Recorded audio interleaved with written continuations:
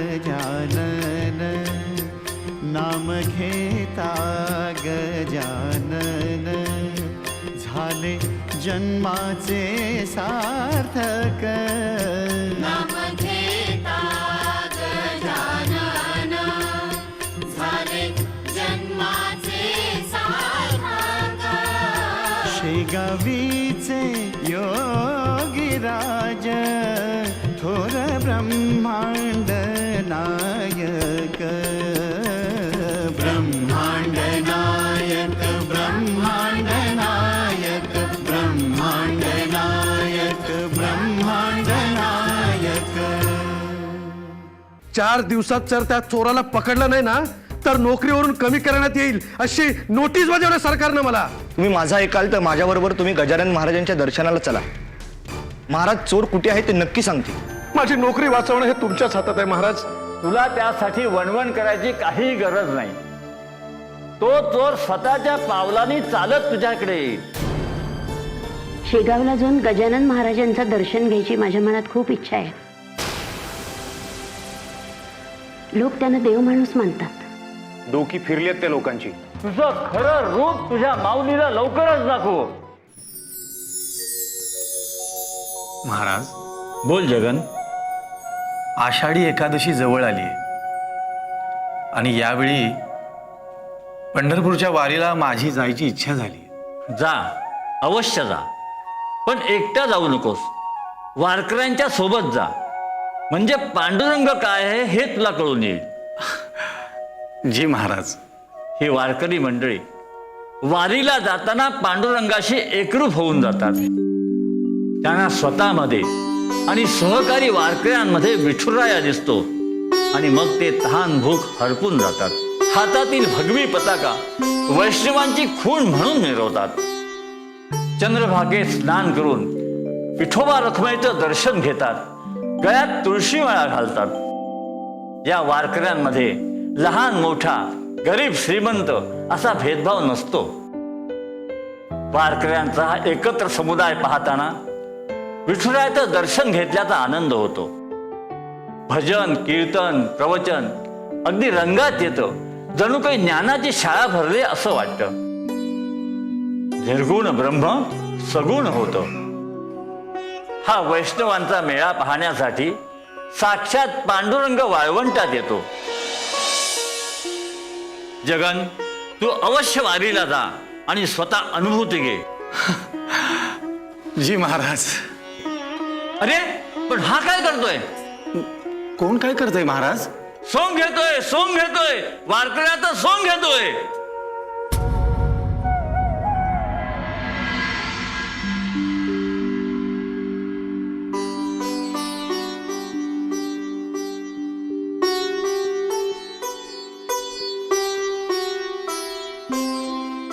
आई, तू माझी दृष्ट का काढतेस आणि हा काळा धागा का बांधलाय? बाळा, याचं सविस्तर कारण मलाही माहित नाही, पण तुला कुणाची नजर लागू नये ना म्हणून मी रोज तुझी दृष्ट काढते. माझी आई अशीच माझी दृष्ट काढायची. पांडुरंग हरी, पांडुरंग हरी. हा काळा रंग कालभैरव रक्षकाचा असतो. तुला कोणाची नजर लागली तर कालभैरवाच्या आठवणीनं ती दृष्ट जळून जाईल. पांडुरंग हरी, पांडुरंग. तुला कशाचीही बाधा होऊ नये म्हणून तुझ्या आईनं हा ताईत तुझ्या गळ्यात बांधला आहे. आईच्या प्रेमाला तोड नसते. पांडुरंग हरी, पांडुरंग. मीठ, मोहरी आणि लाल मिरची ह्या तीनही गोष्टी 3 वेळा बाळावरून उतरवून आई दृष्ट काढते. ती विस्तवात टाकते. त्याचा तडतड आवाज येतो. त्या तडतड आवाजाने बाळाला लागलेली दृष्ट तडकून नाहीशी होते. मिठाचा खारटपणा जळून जातो. मोहरीच्या करपट वासाच्या रूपानं दृष्टीचा करपटपणा दूर जातो. लाल मिरचीच्या तिखटपणाने जहाल बोललेले शब्द व रागीटपणा निघून जातो. म्हणून आई बाळाची दृष्ट काढते. आपल्या बाळाविषयीची आपल्या अंतःकरणातील माया प्रकट करते. पांडुरंग हरी पांडुरंग हरी. दादा, कोण आहात आपण? आपलं ज्ञान अगाध आहे. मी वारकरी आहे. पांडुरंगाच्या दर्शनाला निघालो आहे. तहान लागली होती म्हणून पाणी मिळेल का मला? का नाही महाराज, कारभारी पाणी आणा. उठ बाळ, बसा महाराज. पांडुरंग हरी पांडुरंग. आपल्यासारख्या विद्वानाचं पाय आमच्या घराला लागलं म्हणजे आमचं भाग्यच. महाराज, आम्हाला तुमचा आदर तिथे करायला आवडेल बघा. आजच्या रात्रीला इथं मुक्काम करा आणि उद्या सकाळी जावा पुढच्या प्रवासाला. जशी आपली इच्छा. पांडुरंग आपलं भलं करू. पांडुरंग हरी पांडुरंग.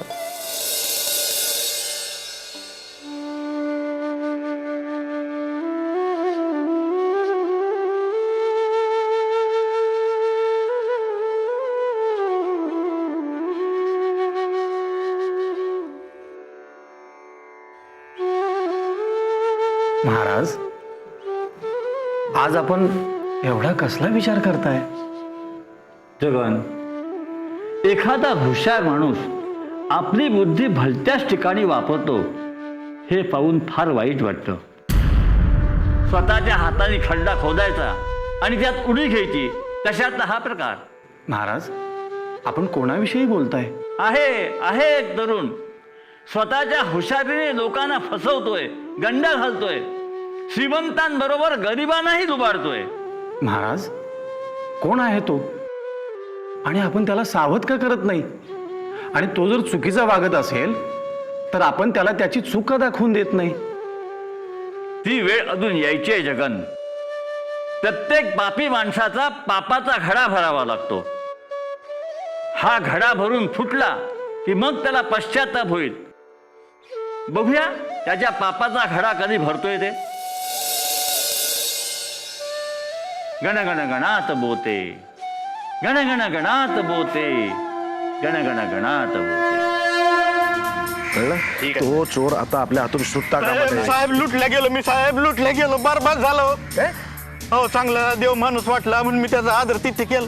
देवारात बसून त्याची पूजा करायचीच बाकी राहिली होती. शांत व्हा आणि नेमकं काय झालं ते सविस्तर सांगा. शांत व्हा, बोला. त्याचं असं झालं साहेब, हा, कारभारीने माझ्या लेकराची दृष्ट काढत होती. बरं आता त्या लेकरांनी विचारलं दृष्ट कशापायी काढते, त्याचा काय फायदा आहे. बरं. आता कारभारीला ते काही सांगता येईल. हं. नेमकं त्याच वेळेला यो वारकरी आमच्या दारात. वारकरी? होय साहेब, वेषांतरावरून तरी वारकरी वाटत होता. अंगात पांढरे कपडे, डोक्यावर जरीचा फेटा, कपाळावर गंध, गळ्यामध्ये तुळशीची माळ आणि मुखात विठ्ठलाचं नाव. बरं, मग पुढे? दृष्ट कशी काढतात, त्याचा फायदा काय, त्यांनी सविस्तर सांगितलं. माणूस ज्ञानी वाटला. म्हटलं वारकऱ्याची सेवा केली तर परमेश्वराचा आपल्याला आशीर्वाद तरी मिळते. म्हणून मी त्यांना म्हटलं, महाराज, प्रवासाचं शीन घालवण्यासाठी आजचे दिवस आमच्याकडे मुक्कामाला थांब. रात्री जेव खाऊ घातलं, झोपायला अंथरून पांघरून दिलं आणि सकाळी उठून पाहतो तर काय साहेब, हे महाराज गायब आणि घरातल्या सगळ्या किती दिवस घेऊन पोवारा केला साहेब त्यांनी. मला सांगा, त्याचे डोळे घारे होते?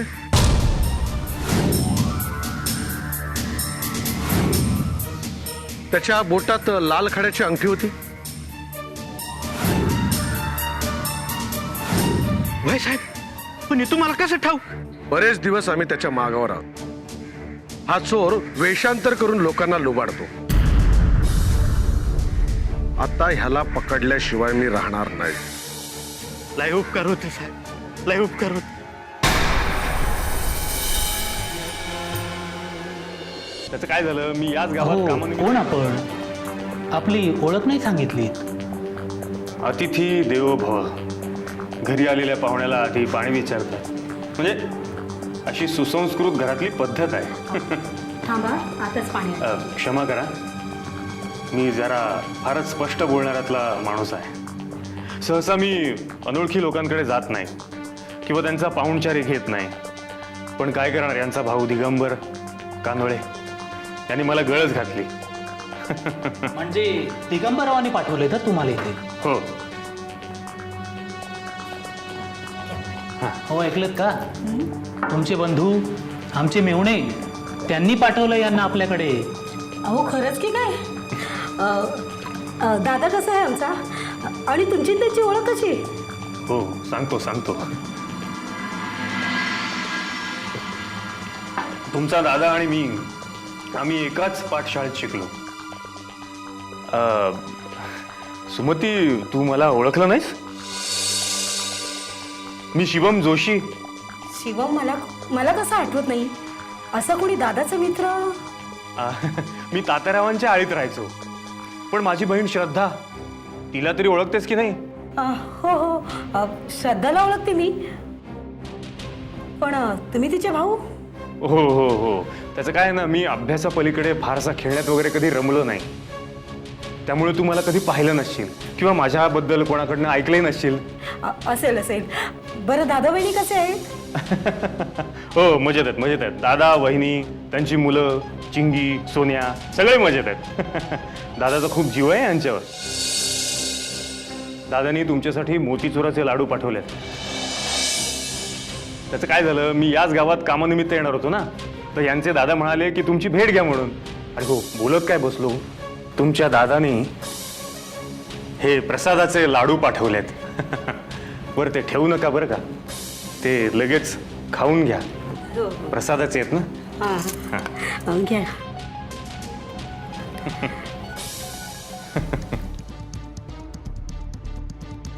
छान आहेत ना? हो. महाराजांचा प्रसाद.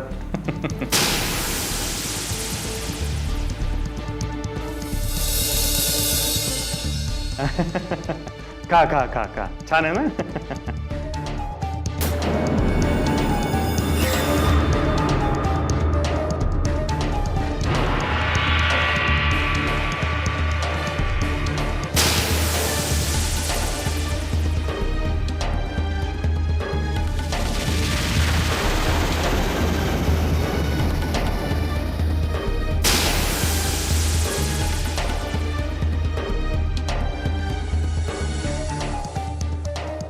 लाडवानं कमाल केलेली आहे, आता मला कमाल केली पाहिजे.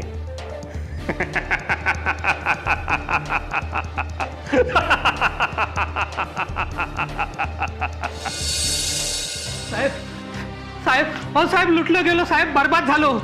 अहो ज्या चोराबद्दल मी गावभर सांगत होतो त्यानं मलाच लुटलं साहेब. शांत व्हा. काय झालं ते नीट सांगा. शिपाई त्यांना पाणी द्या. नाही साहेब, मला पाणी बिडी काय नको साहेब. अहो त्या चोरांना माझ्या तोंडचं पाणी पळवलंय. हो कोण होता तो? त्या चोराचे डोळे घारे होते का? हो साहेब, पण तुम्हाला कसं माहिती?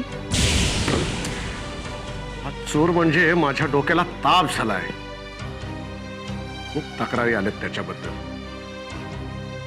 प्रत्येक ठिकाणी वेगवेगळ्या पद्धतीने वेषांतर करून चोरी करतो. तुमच्याकडे कुठल्या पद्धतीने चोरी केली? साहेब, काल माझ्या तो घरी आला आणि मला म्हणाला की त्याला माझ्या मेवण्यानं पाठवले म्हणून. अधिक चौकशी केली असता त्यानं सगळ्या खाणाखुणा सुद्धा व्यवस्थित सांगितल्या. त्यामुळं मला विश्वास पटला की याला माझ्या मेवण्यानेच पाठवलं असावं. साहेब, त्या भामट्यानं काय मोहिनी मंत्र घातला माझ्यावर कुणास ठाऊक. त्यानं गोड बोलून आम्हाला लाडू खायला घातले साहेब, आणि लाडू खाताच आम्ही बेशुद्ध पडलो साहेब. ओ शुद्धीवर येऊन पाहतोय तर काय साहेब, माझं घर पूर्ण साफ करून टाकलेलं साहेब. साहेब, मला लुटून गेला होतो भामटा, लुटून गेला. हे बघा, मोहिनी मंत्र वगैरे काही नसतं. त्या लाडवांमध्ये गुंगीचं औषध टाकलं असणार, त्याने तुम्ही बेशुद्ध पडलात. तुम्ही काही करा साहेब, पण त्या भामट्याला पकडा आणि माझा येवस तेवढा मला परत करून द्या साहेब. मी तुमच्या पाया पडतो साहेब, पाया पडतो. योगेंद्रा, अरे लवकर ये बाळा, बाहेर ये. काय आजी? अरे मी आता टपाल कचेरीत गेले होते, तुझ्या काकाचं काही टपाल आलंय का ते बघायला. मग काकांनी टपाल पाठवलं? हो, त्यांनी कळवलंय की त्याला इतक्या लवकर घरी येणं शक्य नाहीये. आजी, तू हे आनंदाने कसं सांगू शकतेस ग? काका लवकर यावा असं तुला वाटत नाही का? हो ना. अरे आपल्याला शेगावी गजानन महाराजांच्या दर्शनाला जायचे की नाही? तुझा काका इथे असला ना तर तो आपल्याला अजिबात जाऊ देणार नाही. म्हणून तो नाहीये ना तोपर्यंत आपण जाऊन येऊया ना. अरे आपले शेजारचे विसू काका आहेत ना, त्यांचे नातेवाईक शेगावच्या शेजारच्या गावी राहतात. विसू काका त्यांच्याचकडे जाणार आहेत. आपण त्यांच्या सोबतीने जाऊया ना. हो हो चालेल. महाराज, आम्ही शेगावी येतोय तुमच्या दर्शनाला.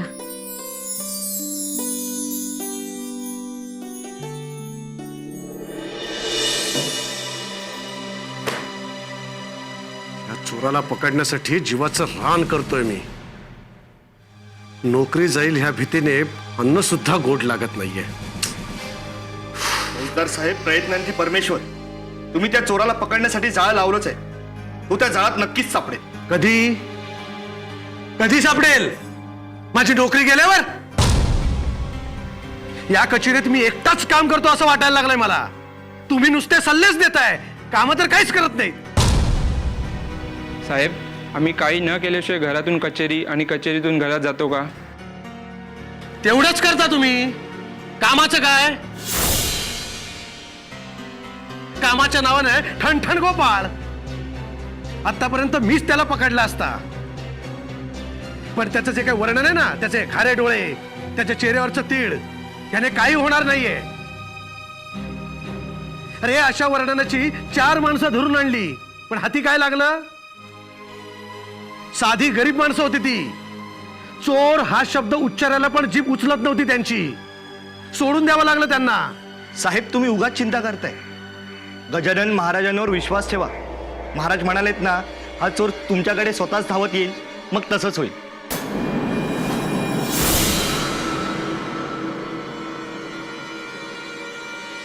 आम्ही बोलतो तसंच होणार. बोलताना आम्ही तुम्हाला दिसतो, पण प्रत्यक्षात आमचा पांडुरंग आमच्या तोंडून बोलत असतो. विश्वास ठेवा आमच्यावर. तो चोर स्वतःच्या पायाने चालत तुमच्याकडे येणार, पोलीस कचेरीत येणार, येणार येणार. गण गण गणात बोते, गण गण गणात बोते.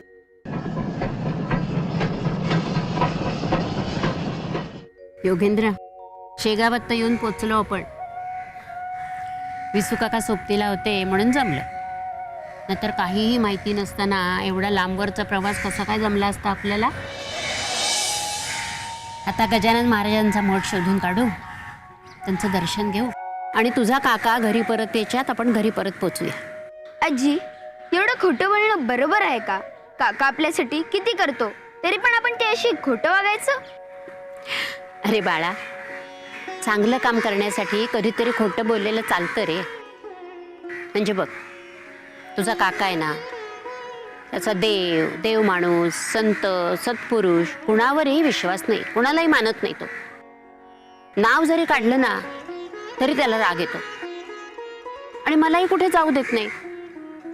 पण मी तर देव मानते ना, म्हणून मग असं खोटं बोलावं लागतं. ओ भाऊ, आम्ही खूप लांबून आलोय हो. गजानन महाराजांचा मठ कुठे माहितीये का तुम्हाला? अहो, तुम्ही मठातच आला आहात. हा, ते काय समोर मठ?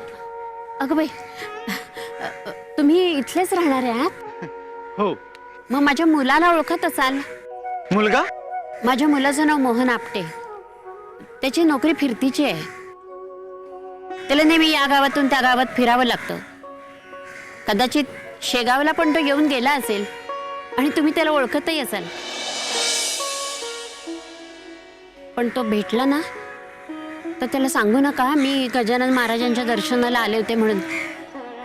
त्याला ते अजिबात आवडणार नाही. नाही, मोहन आपटे नावाच्या कोणत्याही व्यक्तीला मी ओळखत नाही. या, मी तुम्हाला मठात सोडतो. चल मग.